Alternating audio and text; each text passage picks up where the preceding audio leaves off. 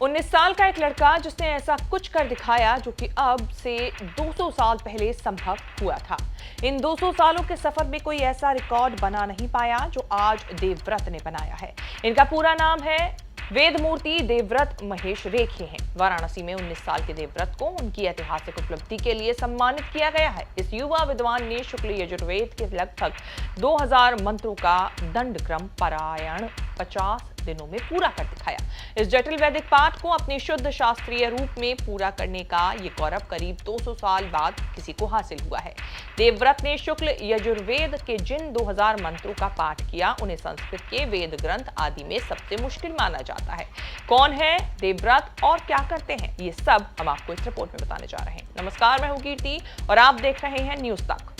देवव्रत महेश सांगवाद विश्वविद्यालय वाराणसी के छात्र हैं और मूल रूप से महाराष्ट्र के अहिल्यानगर के रहने वाले हैं। महेश ने काशी के वल्लभ राम शालिग्राम सांगवेद विद्यालय में वेदों का अध्ययन किया और वहीं पर शुक्ल यजुर्वेद की माध्यान्दिनी शाखा का कठिन दंडक्रम पारायण पूरा कर ऐतिहासिक उपलब्धि हासिल की।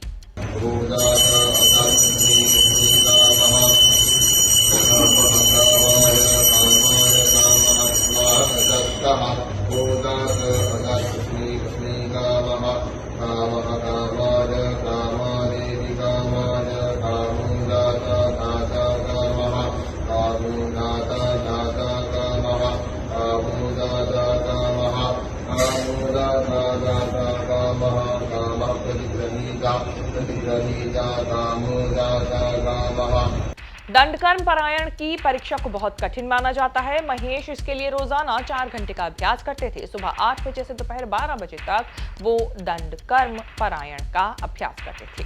दुनिया में अभी तक सिर्फ 3 ही बार दंडक्रम पारायण हुआ है।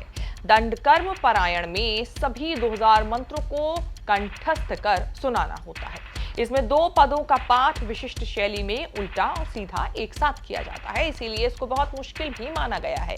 200 साल पहले महाराष्ट्र के नासिक में वेदमूर्ति नारायण शास्त्री ने इसका पाठ किया था। इसके बाद से इतनी चर्चा में ये नहीं रहा, लेकिन अब महेश रेखे ने इसे फिर से जीवंत कर दिया है। उन्होंने 2 अक्टूबर से 30 नवंबर तक वल्लभराव शालिग्राम सांगवेद विश्वविद्यालय में ये पाठ किया। इसके लिए इन्हें एक सोने का कंगन और 1,01,116 रुपए की राशि इनाम में दी गई है। देश भर में अब महेश की चर्चा हो रही है। पीएम मोदी ने भी महेश की तारीफ की है। पीएम मोदी ने सोशल मीडिया पर लिखा, 19 साल के वेदमूर्ति देवव्रत महेश रेखे ने जो किया है उसे आने वाली पीढ़ियां याद रखेंगी। भारतीय संस्कृति से प्यार करने वाला हर इंसान उन पर गर्व करता है कि उन्होंने शुक्ल यजुर्वेद की माध्यान्दिनी शाखा के 2000 मंत्रों वाले दंडकर्म पारायण को बिना किसी रुकावट के 50 दिनों में पूरा किया। इसमें कई वैदिक श्लोक और पवित्र शब्द बिना किसी गलती के पढ़े गए। वह हमारी गुरु परंपरा के सबसे अच्छे उदाहरण है। काशी से सांसद होने के नाते मुझे बहुत खुशी है कि ये अनोखा काम इस पवित्र शहर में हुआ।